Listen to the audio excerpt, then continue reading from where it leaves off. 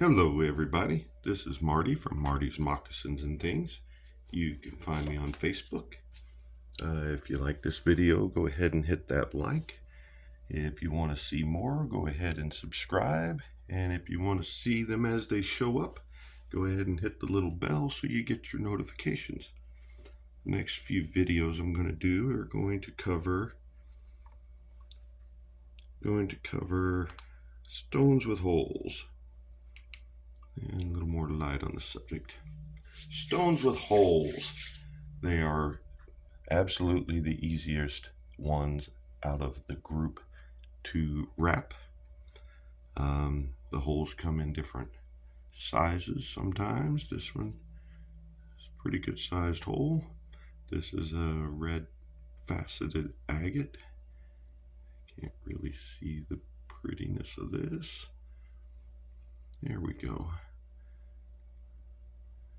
It's just a red faceted agate. It's a pretty little stone. It's got a pretty good sized hole. This one has a smaller hole. This is an amethyst. He's faceted as well. But yeah, he's got a smaller hole. This one is a rainbow rhyolite. He's a cab, flat on the back, rounded on the top, and his hole is in the top. And this is a Kambaba jasper. And his hole is a big hole, and it goes right through the top this way. So each one of these holes makes it a lot easier for wrapping the stone, but since the holes are different and situated different in different sizes, they require different strategies towards wrapping them. Now, that being said, of course, you could take this stone and wrap it. Take all of these stones and wrap it without using the hole, if that's your preference. But the holes give you a good starting point.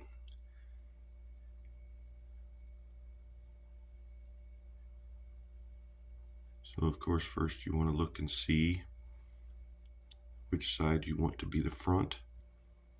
And I've decided that this one is going to be my front. Reason being on this one is because this hole is big enough that I can double the wire and run 2 strands through it, which makes it much easier to wrap. And it gives you the option of using both sides of the stone.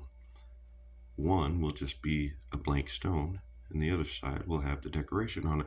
Well, this one has some pretty little inclusions here that I think would look better as just the blank side. So I'm going to use the plainer side of the stone to wrap my wire with. And what I'm using today is 20 gauge silver. I got about 18 inches here. We're just going to go ahead and make our bail.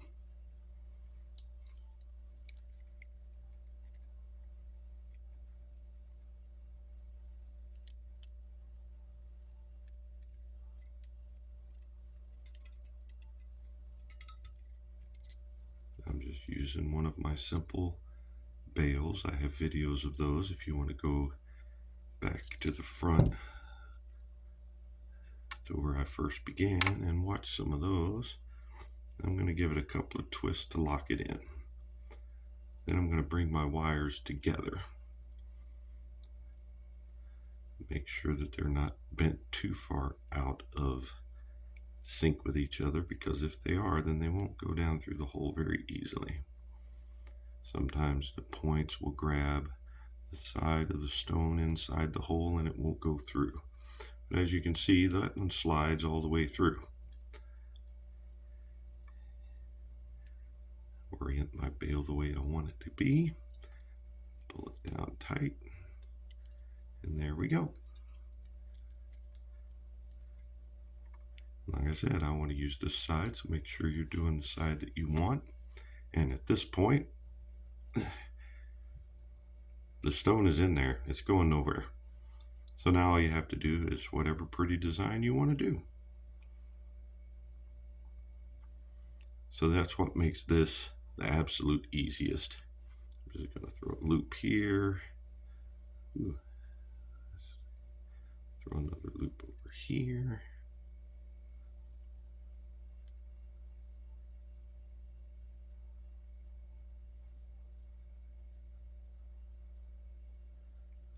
Sometimes the wire just tells you where it wants to go, and you can just flow.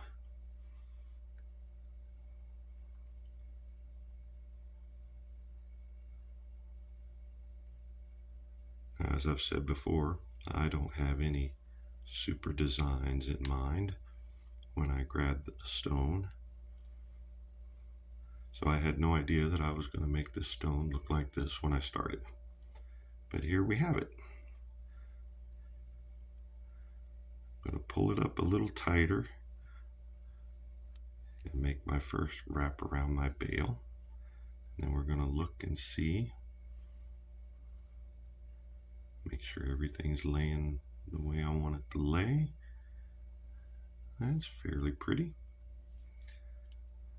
And I'll go ahead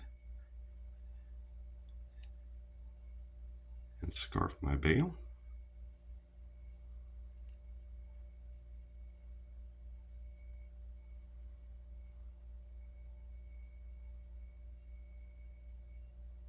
Yeah, that will do nicely.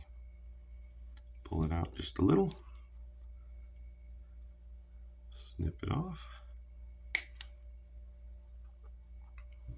And then, as always, what I'm going to do is down in here, I've made this, the light's kind of glaring, there we go, I've made this kind of bowl down there.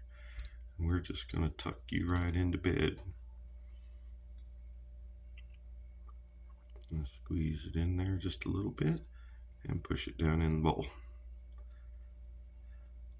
Same thing for the other side. This ensures that your wires won't come out and poke anybody or scratch anybody. As I've always said, one of the main rules is you don't want to hurt your customers. They tend to not like that. Get my bale a little more even here. And there, doesn't get much easier than that. One pendant done. Took me 7 minutes and 45 seconds, and that was with all of my blathering that I was doing before. Oops, dropped it. Let's take a look. See this, it's important that you pull it tight on your design at the top to make sure that it's tight at the bottom and at the top, because there is no other reinforcement. There's really no pretty way to bend any of these wires to make this design tighter to the stone than what it already is. That one's sticking up a little. I don't like that. So I'm going to take the side of my nylon pliers and push it down a little bit so that it's just bent down a little bit so it doesn't snag on anything. If the stone is in a small enough spot, you can take it and just squish it like the pliers as it is. But yeah, so see, this design is solid. It's not moving around. It's not loose. It's not floppy. And that's important because, like I said, there is no, when you turn it this way, you've got a really pretty stone. That necklace can be worn this way, or it can be worn this way. So your customer, or you, or whoever you're making it for, gets a 2-for-1.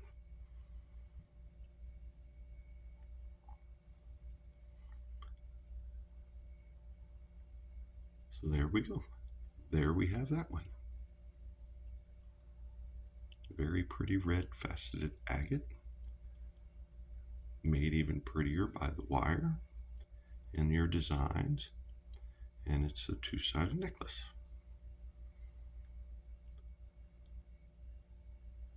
Thanks for watching. There will be more coming. Bye-bye.